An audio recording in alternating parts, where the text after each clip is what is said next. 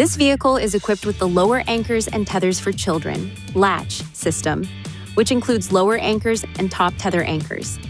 Please see your owner's manual to find out which seating positions are equipped with anchor points. The seat belts in your vehicle can also be used to secure the child restraint. For details on the proper installation of child restraint systems, please read the Child Restraint Owner's Manual and the special section in your vehicle's owner's manual. You can also check the Nissan Snug Kids Child Restraint System Fit Guide for your vehicle. The Snug Kids Child Restraint System Fit Guide helps parents confidently select a CRS that fits their vehicle and also provides valuable tips on the proper installation of a CRS. You can find the Snug Kids Child Restraint System Fit Guide at this website. First, select your vehicle.